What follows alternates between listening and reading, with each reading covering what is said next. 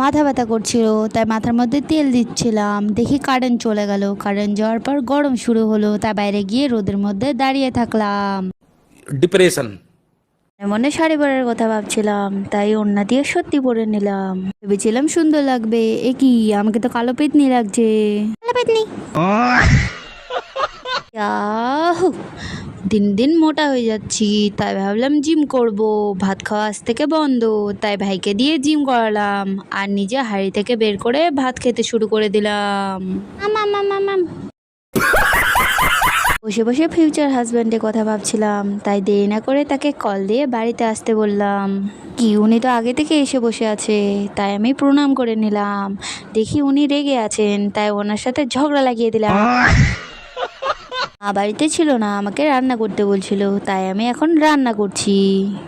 मतलब वो अलग ही लेवल का बंदा था। যেতে যেতে লাইক সাবস্ক্রাইব করে যাও আর তোমার সুন্দর নামটা কমেন্টে বলে যাও।